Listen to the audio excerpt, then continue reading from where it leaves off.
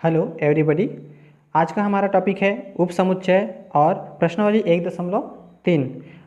इसके लिए उपसमुच्चय हम सेट के ही ऊपर डिपेंड करता है और हम यहाँ पर देख रहे हैं उसका परिभाषा क्या होता है।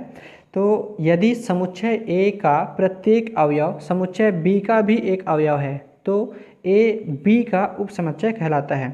यानी कि हम यहाँ पर बता सकते हैं कि ए का जो एलिमेंट है वो क्या होना चाहिए, बी का भी एलिमेंट होना चाहिए। जैसे कि मान लो ए एक क्या है, एक सेट है, तो इसका सेट मान लो देते हैं 1 2 3 4 5 इस प्रकार से। अब यहाँ पर हम देखते हैं कि मान लो बी क्या है, उसका सबसेट है। तो सबसेट में क्या होगा, तो इन्हीं एलिमेंट से कोई एक हम लोग ले सकते हैं, जैसे कि 1 2। तो इस प्रकार इसका जो पार्ट है या तो हम ले सकते हैं कि 3 4 5। तो ये छोटा पार्ट है, यही क्या होगा, सेट ए का सबसेट कहलाएगा। या और हम इसे इस तरह से मतलब इसको दर्शाएंगे, ए सबसेट बी, इसे हम इस तरह से दर्शाते हैं और हम इसे पढ़ते हैं ए बी का एक उपसमुच्चय है या एक सबसेट है। और इसका जो एलिमेंट्स है वो क्या है, एक्स। चूँकि एलिमेंट को हम एक्स मानते हैं तो एक्स जो है बिलोंग करता है ए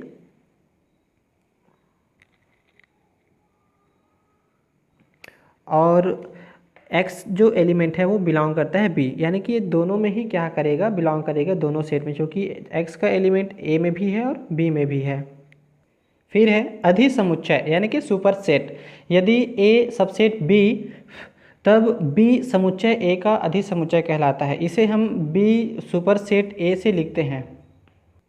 या हम कह सकते हैं कि जो सबसेट है वो क्या है, इसका उल्टा है। यानी कि हम इसे दर्शाएंगे be super set A, just subset का जो चिन्ह लगाते हैं उसका उल्टा है। फिर आते हैं उचित समुच्चय। उचित समुच्चय, उचित समुच्चय क्या है, माना ए और बी दो समुच्चय हैं। यदि ए सबसेट बी तथा ए बराबर नॉट बी, यानी कि हम बोल सकते हैं कि ये दोनों समान समुच्चय नहीं है, तब ए बी का उचित उपसमुच्चय कहलाता है। इसे हम क्या किससे दर्शाएंगे, ए प्रॉपर सेट बी। उचित उपसमुच्चय को हम यहाँ पर क्या कहेंगे, प्रॉपर सेट कहेंगे। तो ए प्रॉपर सेट बी।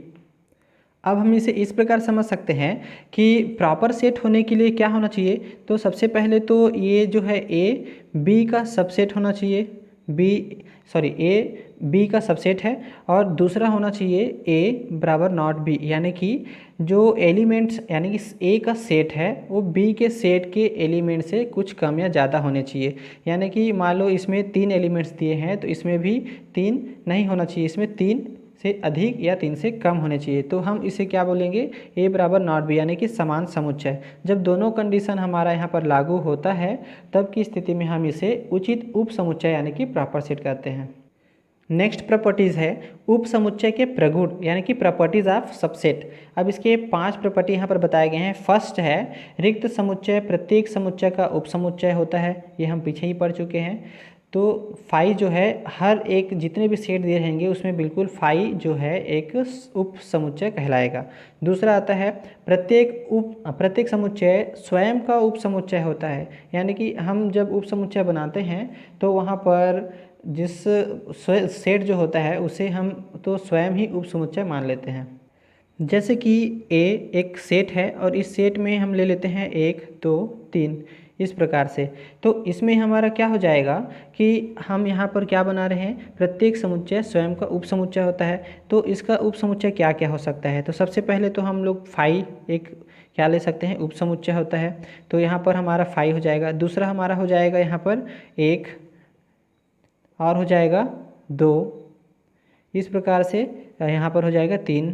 अब हम लोग ले सकते हैं 1 2 और यहाँ पर हो जाएगा हमारा 1 3, फिर नेक्स्ट हो जाएगा अंतिम में 1 2 3। इस प्रकार सभी प्रकार के एलिमेंट्स यहाँ पर होंगे।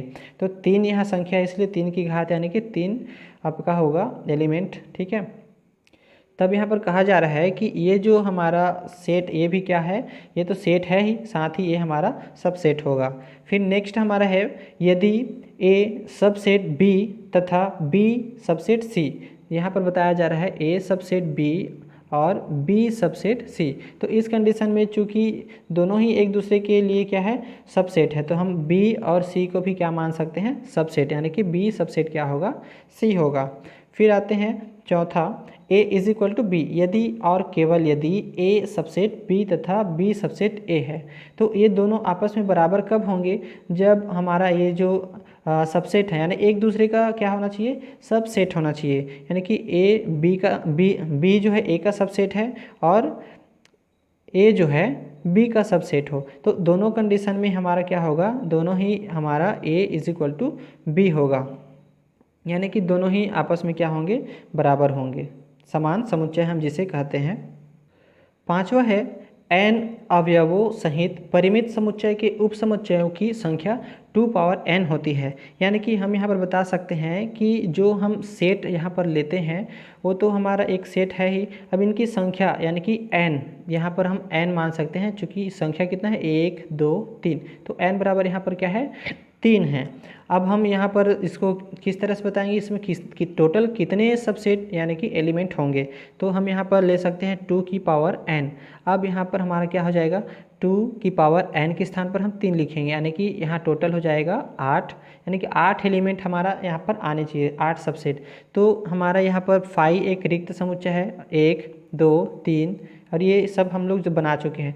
दूसरा एक चीज़ इसमें और शामिल हो जाएगा, 2 3, ऐसे 1 2 3 4 5 6 7 और 8, ये टोटल कितने हो रहे हैं, 8 यहाँ पर सबसेट हो रहे हैं। तो इस प्रकार हम इसको अवयव को डिफाइन कर सकते हैं।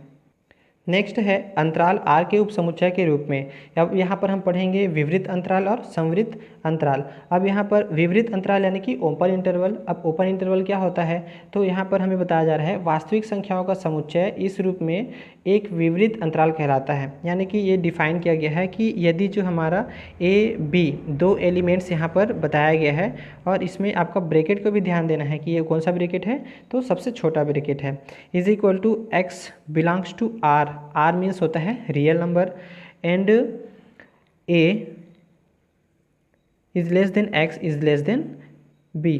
इस प्रकार हमारा यहाँ पर क्या किया गया है, डिफाइन किया गया है x को।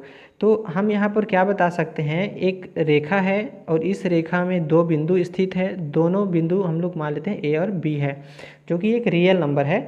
अब यहाँ पर A और B क्या हो जा रहा है, विवृत अंतराल में यहाँ पर A और B शामिल नहीं होता है, यानी कि यहाँ बताया जा रहा है x A से क्या है, बड़ा है और B x छोटा है, अर्थात x का मान A से बड़ा होना चाहिए और B से छोटा होना चाहिए, यानी कि A और B शामिल नहीं हो रहा है।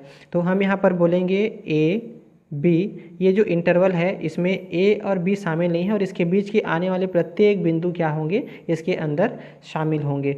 इसी तरह हम यहाँ पर देख सकते हैं, जैसे कि फॉर एग्ज़ाम्पल यहाँ पर बताया गया है 2 और 5, 2 और 5 के बीच में कितने बिंदु होते हैं, तो इसको हम मान लेते हैं 2 है, ये हमारा क्या है, 5 है। तो 2 के बाद 3 4 और फिर 5, यानी कि यहाँ पर हम देख सकते हैं कि 3 और 4 दो एलिमेंट्स यहाँ पर शामिल हो रहे हैं। तो हम यहाँ पर 2 और 5 को छोड़कर 3 और 4 को यहाँ पर शामिल कर सकते हैं। फिर नेक्स्ट आता है संवृत अंतराल, क्लोज्ड इंटरवल। तो वास्तविक संख्याओं का समुच्चय क्या होना चाहिए, यहाँ पर हमारा समुच्चय होना चाहिए x such that A is less than or equal to x is less than or equal to B, यानी कि x का वैल्यू जो है A के बराबर या उससे बड़ा होना चाहिए और B के बराबर या उससे छोटा होना चाहिए। यानी कि हम इसे इस तरह से लिखते हैं A और B, बड़ा ब्रैकेट है और इस ब्रैकेट का मतलब होता है कि A और B दोनों क्या होते हैं, यहाँ पर शामिल किया जाता है, यानी कि रेखा में A भी शामिल है और B भी शामिल है x के एलिमेंट के साथ। तो हम इसे इस तरह से रिप्रेजेंट कर सकते हैं। फिर तीसरा है अर्ध संवृत या अर्ध विवृत अंतराल। अब यहाँ पर क्या होता है, ये जो हमारा रेखा है इसमें जो बिंदु हम यहाँ पर ले रहे थे यानी कि A और बिंदु B, तो इसमें अर्ध संवृत में क्या होता है, आधा शामिल होता है और आधा शामिल नहीं होता। संवृत यानी कि हमारा क्या हो जाएगा, ओपन हो जाएगा, और विवृत यानी कि हमारा क्या हो जाएगा, क्लोज्ड। सॉरी, संवृत यानी कि क्लोज्ड। तो यहाँ पर हम देख सकते हैं, सबसे पहले हम यहाँ ले लेते हैं A B। अब यहाँ देखेंगे बड़ा ब्रैकेट और इधर हमारा छोटा ब्रैकेट, यानी कि B शामिल नहीं है और A जो है शामिल है। तो इसके लिए हम इसको इसको लिख सकते हैं X such that A is less than or equal to X is less than B, यानी कि x का मान a के बराबर या उससे बड़ा होगा और x का मान b से क्या होंगे, छोटा होंगे। तो इस तरह, और दूसरा हम यहाँ पर बता सकते हैं कि a और यहाँ पर b, यानी कि यहाँ पर b शामिल है और a जो है शामिल नहीं है। तो यहाँ पर हम इसके लिए लिखेंगे x such that a is less than x is less than or equal to b, यानी कि यहाँ पर x का मान जो है a से बड़ा होता है और यहाँ पर b से बड़ा b से छोटा या बराबर होता है। तो इसके लिए हम इस तरह से लिख सकते हैं। तो ये दो तरीके हैं आपका अर्ध समृद्ध और अर्ध विवृत के अंतराल को लिखने का। तो इस तरह ये आज का उपसमुच्चय को लेकर एक बेसिक रूल्स है, इसे आप ज़रूर अच्छे से पढ़ें और इसका नोट्स बनाएं।